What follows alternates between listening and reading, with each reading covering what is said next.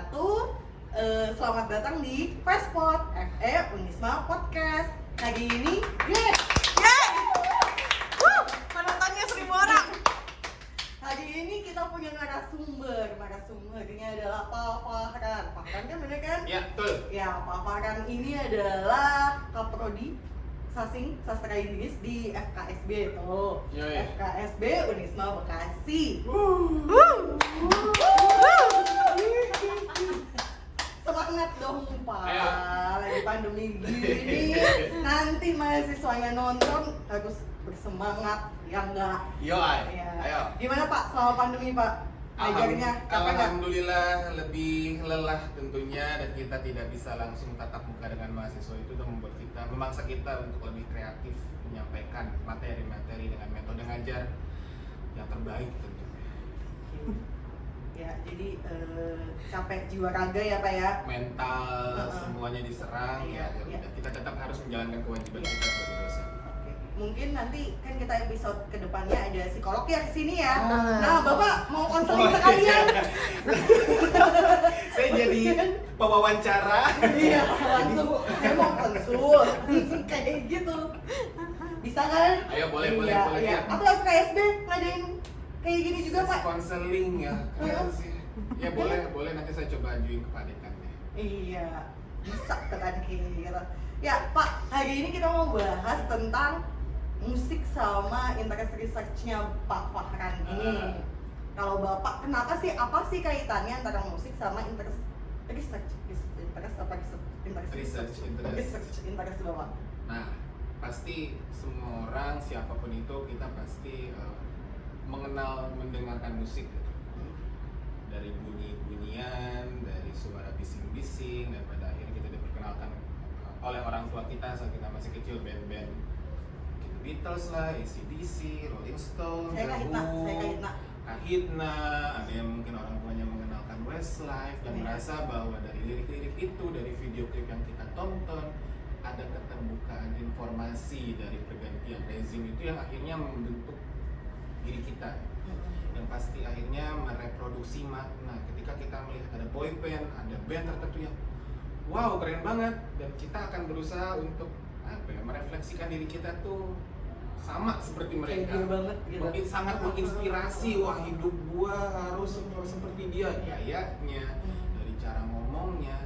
Mungkin akhirnya kita bisa memainkan alat musik, instrumen-instrumen tertentu, yang akhirnya itu akan tadi memberikan makna dan wacana yang baru untuk membentuk identitas kita nanti saat kita remaja. Sedalam itu. Jadi Ya. sampai pada akhirnya ketika saya mendengarkan musik, awal musik yang saya dengar, yang dikasih tahu sama orang tua saya itu, ingat banget AC/DC, band AC/DC gitu. Dan akhirnya pas lagi SD mendengarkan musik yang seperti apa, dan tahun 2000-an 9 akhir itu kayak booming Westlife, Iya, Westlife. Backstreet Boys, Iya. Masa kita sama berarti apa ya? terus Efse, Iya benar. gitu SMP, kan. SMP. Terus akhirnya muncul MTV, Iya. munculnya MySpace, dan sampai pada akhirnya saya ketika SMP itu belajar main gitar karena saya nonton video klipnya Green Day yang judul Basket Case. Keren banget gitu musiknya, bandnya, liriknya, dan munculnya warnet itu akhirnya memberikan informasi yang baru untuk kita belajar. Oh oke, bahasa Inggrisnya ternyata tuh seperti ini ya. Saat diterjemahkan itu kayak begini ya. Saat SMP kita mencari tahu, mengeksplor sebenarnya punk itu, dan pada akhirnya roots saya, walaupun saya kemarin tuh mendengarkan Agnes Monica gitu, beberapa kali Sambil datang joget ke lihat konser Agnesnya. Sheila on Seven, pernah nonton Soneta, syukurnya dalam hidup saya pernah menonton Rhoma Irama gitu. Tapi tetap roots saya di punk, dan akhirnya itu menjadikan research interest saya sampai detik ini di keberadaan punk di Indonesia. Pang itu apa sih Pak? Sebelum masuk nih, pang itu apa? Punk itu semacam gaya hidup yang apa ya? Yang punk itu akan selalu ada akibat respon kita terhadap ketidakadilan. Jadi ketika ada suatu hal yang dirasa tidak adil, tidak rata, dan ada ketimpangan secara sosial, jadi punk itu ada dan akhirnya memberikan identitas yang beda dan baru, dan tentunya itu masih asing buat masyarakat kita, sehingga mungkin orang-orang yang melihat punk itu tuh diskriminatif gitu. Kayak kami belum bisa diterima oleh masyarakat luas karena mungkin dari banyaknya media dan teknologi media yang ada di Indonesia masih memberitakan, menginformasikan bahwa punk itu relate dengan kriminal, dengan narkoba, karena jalanannya itu, itu kan yang bukan bagian dari budaya Indonesia yang terkenal dengan tata krama, kesopanan, rapi. Jadi kayak kebebasan gitu ya, Iya. Bu ya? Bu, Pak! Iya. Bu, Izin. Iya, Pak! Jadi kebebasan gitu ya, Pak ya? Iya. Musik yang menggambarkan kebebasan. Nah, Musik, terus fashionnya, dari cara kita hidup, way of life-nya, dari nilai-nilai yang kita kandung, itu pada akhirnya yang memberikan kebebasan yang bertanggung jawab. Itu yang akhirnya meredefinisi ulang nilai-nilai punk dalam diri. Jadi nggak ada sebenarnya nilai punk yang saklek, punk tuh begini, punk tuh harus begitu, nggak ada. Jadi bagaimana kita meredefine tentang punk itu sendiri dalam diri kita dan keseharian. dari punknya aja punk bebas, berarti nggak ada definisi yang saklek Betul. dong. Punk tuh apa? Sesuai kayak gitu. karena nih MBKM nih Bu Ica juga Merdeka Belajar Kampus Merdeka, dan konsep kemerdekaan itu tuh ngepang banget, dan saya mendukung kebijakan itu karena kebebasan untuk mahasiswa untuk menentukan sendiri pilihan karirnya ke depan tuh mau jadi seperti apa. Luar biasa.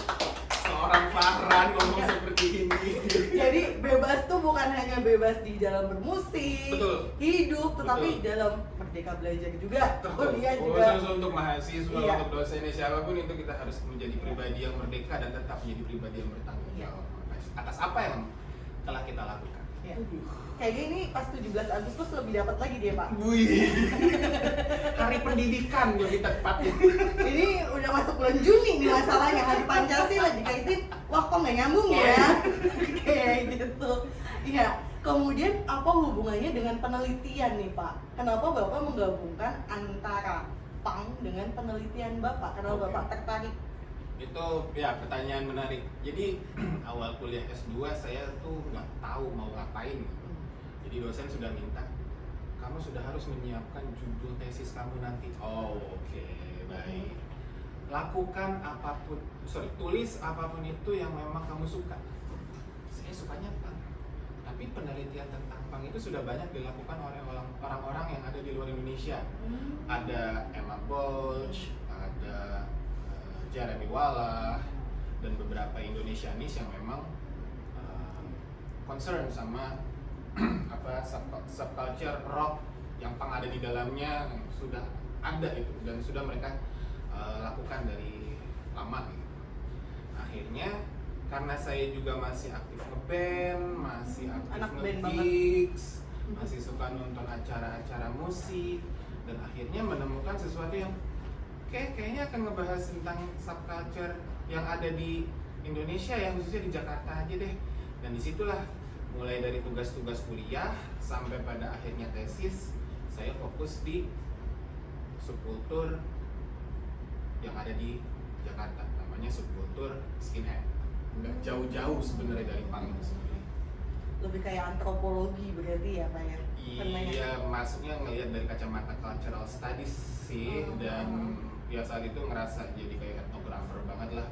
6 bulan, 3 bulannya itu penelitian lapangan, terus ya riset, observe, terus akhirnya field research, terus analisis, sampai pada akhirnya mempertanggungjawabkan itu di depan dosen-dosen. Dan oke, saya mau menjadi subcultural student, subcultural studies di Indonesia. Berarti mahasiswa-mahasiswa sendiri juga dalam penelitian mau bikin skripsi pun juga balik lagi, kalian sukanya apa? Iya, betul. Iya kan? Jangan dipaksa kayak, oh ya mainstreamnya apa sih? Iya. Kebanyakan apa Iya, sih? Gitu. iya. Soalnya ada mahasiswa yang dia apik lah dalam berbahasa Inggris, dia mengajar juga. Tapi ketika skripsinya itu tentang iklan handphone, Jangan ngomong kasar ya Pak ya di sini. tidak, Pak. tidak ada ngomong kata kasar. Iya, enggak. Gimana? Gitu. Dilanjutkan silakan Pak. Ya, Begitu, ya. dan gemes aja gitu. Kamu kan bukannya ngajar ya, udah neliti aja tentang ngajarin bahasa Inggris itu gimana gitu. Ada juga mahasiswa yang mau neliti tentang budaya kopi. Pertanyaan pertama yang saya tanyain ke mahasiswa itu, kamu ngopi nggak? Enggak. Iya. Kasar. Iya. Tapi ya mau gimana? Tetap kita harus mendampingi dia. Iya, Dan iya. alhamdulillah mahasiswa itu sudah lulus sekarang. Nah, kadang-kadang juga ini sih Pak, ada mahasiswa tertariknya di bidang apa pada saat sama dosen pembimbing mental. Padahal dia seneng. Nah, seharusnya kan juga ikut membantu untuk mengarahkan ya Pak ya. Betul. Kalau ini pertanyaan atau ngasih tahu nih apa info nih? Pertanyaan Oh, kan Bapak pertanyaan. Kapodi. Oh iya. Saya mah Oke. dosen biasa. Oke. Biasanya kalau kayak begitu ya ada yang sampai akhirnya harus 180 derajat bukan 360 ya. Ganti topik dari nol gitu. Karena memang topiknya itu tuh sudah outdated, udah apa ya outdated ya bahasa Indonesia ya? Udah kadaluarsa. Udah kadaluarsa lah. Udah nggak masanya. Nggak ada state of the art keterbaharuan dari Aduh, novelty, itu, saya gitu udah kan. pusing sama Jadi novelty. kayak akhirnya neliti iklan handphone, terus apa namanya tagline-nya kayak apa yang paling menarik lagi dengan iklan dan handphone, mungkin kayak misalnya kayak seberapa lama sih kita mengkonsumsi handphone dan ada wahana-wahana seperti apa yang pada akhirnya kita bisa attach banget sama aplikasi yang ada di handphone itu, kita ketemu secara virtual, akhirnya mungkin kopdar, kan proses-proses itu yang lebih menarik. Jadi kadang-kadang mahasiswa kurang kuliknya. Karena iya benar itu kayak curhat gitu kan tentang mahasiswa kondisinya kan kamu maunya apa sih nak?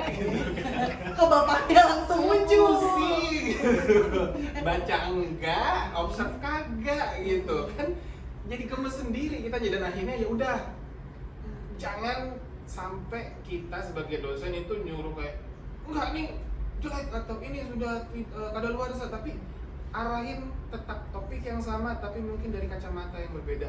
Nah, itu sih yang saya usahain sampai ke mahasiswa bimbingan di tengah-tengah kesibukan mengurus program studi. Wih, masih ada disebutin ya.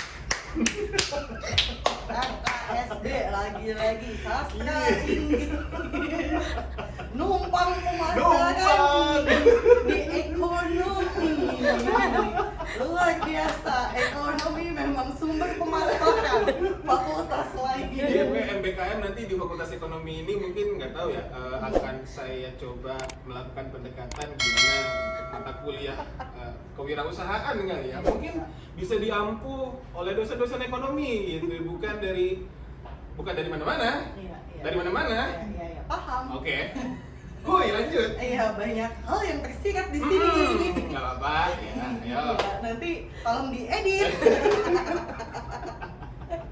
Kalau itu jadi edit sih. Oh ya udah masukin. Tetap. Iya, Kita jadi ini sudah MOU dan MOA antara interviewee dan interviewer, jangan dihapus, jadi biar kita sama-sama saling belajar. Ini Oke. untuk dosen dan juga untuk mahasiswa agar kita bisa lebih apa ya? apa? Melebarkan sayap bahwa di dunia ini Ya. tuh butuh seseorang yang mampu, seorang yang revolusioner untuk mengubah sesuatu, inovator. Pikirannya kebuka. Berpikiran dari situ terbuka. aja. Betul. Iya. Setuju, Dan Wija. balik lagi ke penelitian nih Pak. Oke, yuk. Mahasiswa pun juga sukanya tuh kayak gini nih. Saya lihat tulisan kakak tingkat, ngelihat skripsi yang di perpus, itu kan kayak astagfirullah ya Allah, Betul. nggak boleh Betul. lempar jumroh ya kita ya. Udah kayak pengen naik haji gitu. Sniper. Headshot. Dan sampai saya tuh kalau lagi nguji itu pernah bilang gini, kalau kakak tingkatmu terjun ke jurang, kamu juga mau terjun ke jurang. Gitu kan ya Pak ya? Akan saya contoh itu. Iya kan? Iya. Ayo kita dorong kamera Iya, gitu. iya, benar itu. Kenapa Pak? Mau nangis? Bukan, Tisu dia nggak? agak udah move on gitu. Jangan terlalu berfokus sama apa yang sudah terjadi saat itu. Ya kita baca, dan di bagian akhir itu pasti peneliti, mahasiswa dalam skripsi juga akan menyampaikan saran untuk penelitian berikutnya. Fokuslah di situ. Yang itu yang akan baca tulisan skripsi itu yang akan menjadi pijakan kita untuk mencari keterbaharuan apa. Itu jadi untuk mahasiswa semuanya di sana, jangan sampai kalian terjebak masa lalu dari tulisan-tulisan akademik yang sudah ada di dalam perpus. Iya, terjebak Gitu. nostalgia tuh. Iya. Kalau mahasiswa Bapak udah ada nggak Pak? Udah ada belum Pak yang mengarah ke penelitian Bapak? Yang musik-musikan? Iya. Ada. Dia mau neliti tentang film musikal di Indonesia, ya. Petualangan Sherina dan Joshua All Joshua. Iya. Ada Jadi lagi Pak, soundtracknya. yang terakhir, Naura, entahlah apa itu, bisa dicari lah ya itu. Pokoknya ada itu Pak. Satu lagi yang terbaru. Terus Pak, lanjut Pak, Oke. silakan. Iya. Ya tadi dari lima yang musik-musikan tuh kayak oke, bagus nih original soundtrack dari 2 film ini, terus experience dan memori apa yang mungkin orang seusia saya saat menonton Petualangan Sherina dan lagu-lagu di dalamnya itu ada pengalaman dan ingatan apa. Nah itu coba yang akhirnya difokusin, dan ketika dia sebenarnya terjebak itu karena dia bingung mau neliti kaitannya musik dengan masa lalu. Akhirnya disarankan untuk coba deh masuk ke film musikal yang ada di Indonesia. Jadi akhirnya saya cerita pengalaman saya tentang nonton Petualangan Sherina dan betapa gitu kan, dan ada pengalaman apa dan ingatan apa yang akhirnya saya ceritain itu menjadi apa ya? Oh, Fahran saat masih SMP kalau nggak salah nonton Petualangan Sherina ngerasa seperti ini, dan ketika mendengarkan Petualangan Sherina lagi soundtracknya di Spotify, Fahran akan teringat dengan masa lalu yang seperti apa. Nah, kayak gitu. Jadi harus engage juga si dosennya. Ada juga yang mau neliti ini Bu, apa? Karya sastra, novel. Ada pertanyaan dari mahasiswa yang, Pak, udah baca novel ini belum? Ngapain saya baca? Dosen pembimbingnya juga harus baca Dosen ya. pembimbing harus baca novel buat kamu skripsi. Mendingan saya aja yang ngerjain skripsinya. Begitu, kamu nggak usah. Nah, gitu jadi. Terus Pak, kan itu kan Petualangan Sherina kan bahasa Indonesia Pak. Iya. Dikaitin ke sastra Inggris gimana itu Pak? Jadi bukan lagi fokus di teks yang memang berbahasa Inggris, tapi di sini dengan kacamata apa namanya di cultural studies, ada wacana seperti apa, ada memori seperti apa yang berusaha dihadirkan lagi di masa sekarang seperti itu. Jadi ingatan-ingatan dan wacana masa lalu yang kayak gimana sih yang hadir di masa sekarang oleh para informan-informannya dia tadi. Berarti Gitu. satu ilmu tuh luas banget kalau mau dikulik. Bener. Bisa mungkin si mahasiswa itu tuh bukan hanya masuk ke perpustakaan FKSB dan nyari-nyari skripsi sastra Inggris, tapi bisa masuk ke psikologi, ya kan? Terus mungkin kayak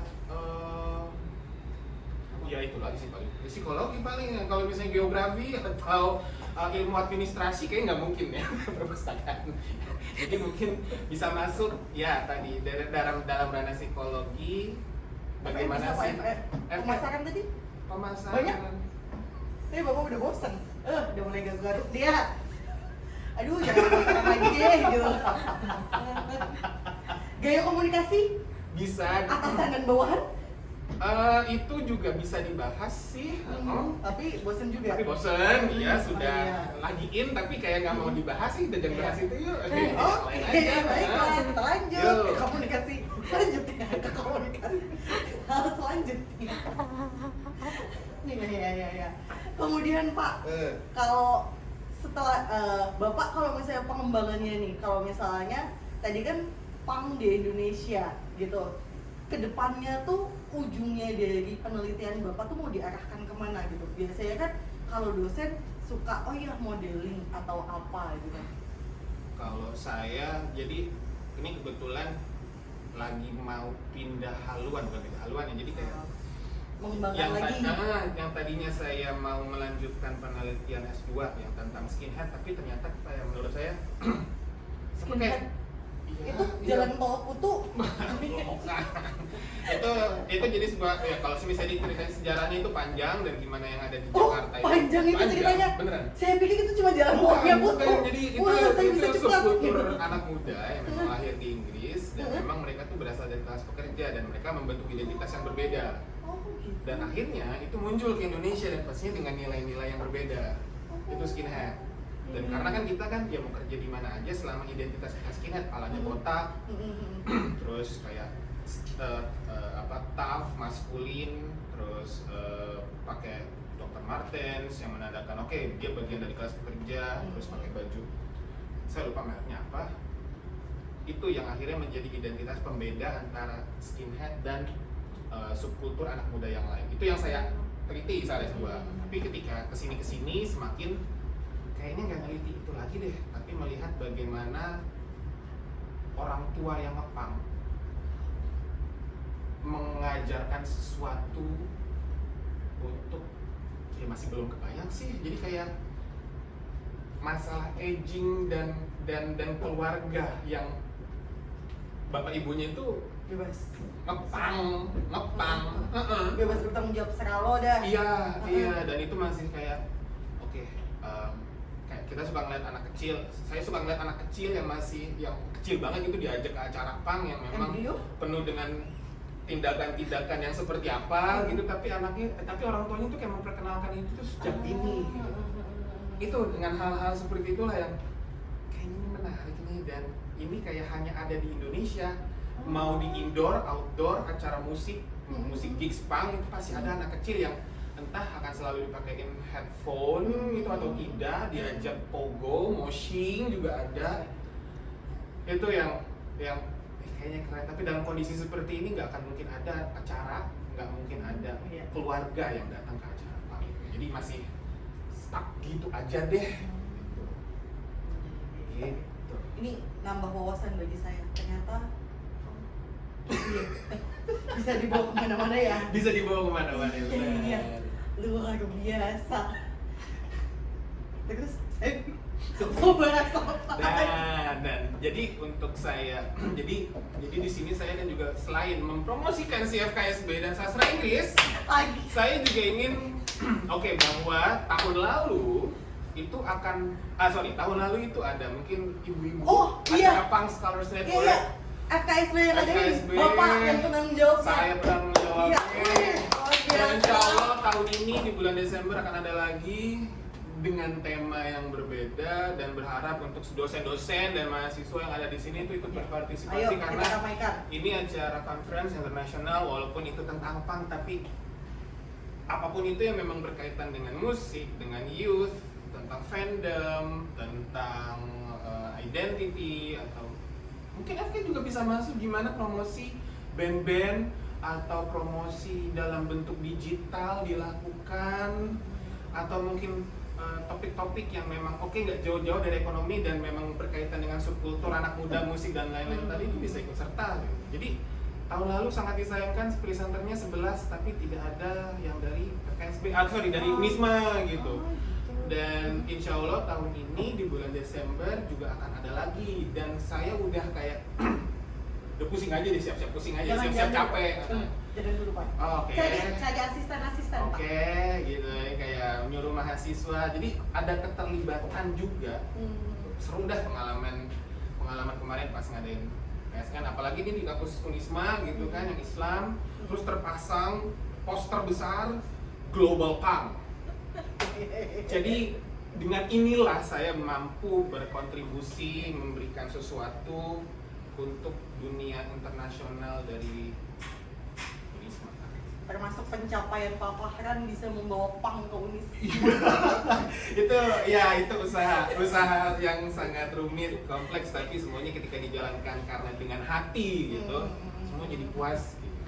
Kalau misalnya Pak mahasiswa FE atau dosen-dosen FE mau ikut nonton aja gitu, boleh banget. Jadi yuk partisipasi yuk gitu, partisipasi. Kalaupun memang kamu mau mentok di bahasa Inggris, setidaknya ketika kita berusaha untuk menangkap apa yang si presenter keynote sampein, kita masih ada yang kata-kata yang paham, nangkep dikit-dikit.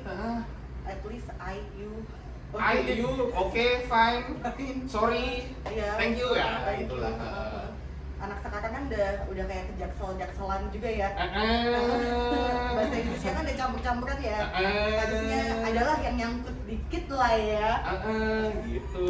Jadi nanti di Desember mau yang masih active student atau yang former student, kita dosen-dosen juga bisa ikut. Dosen-dosen juga bisa ikut. Nanti mungkin ada proceeding lagi. Iya.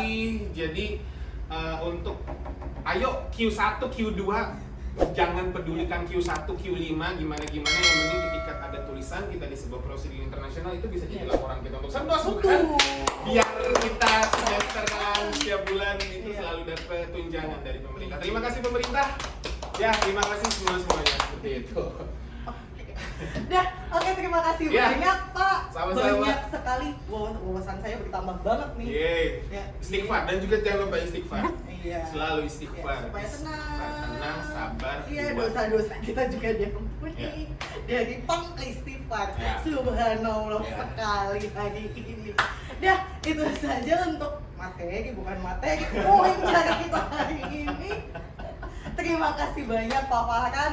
Nanti bisa juga dosen-dosennya dimasukin ke sini Pak. Ayo, iya. Mau rame-rame keroyokan juga ayo. Ayo, Pak. boleh. Siapa nih kira-kira nih? Nanti lah dipikirin nanti ya. aja dipikirin, Iya, jangan iya, sekarang iya, ya, iya. nanti Iya. aja. Off the record itu, Iya, bapak-bapak iya, dan ibu-ibu. Iya, terima kasih banyak telah menonton Fastpod di channel YouTube Unisma, FE Unisma Bekasi. Kemudian terima kasih juga sudah mendengarkan apa ya, saya jadi lupa, mendengarkan kami di Spotify, dan jangan lupa like, subscribe. Dah. Sudah. Dah.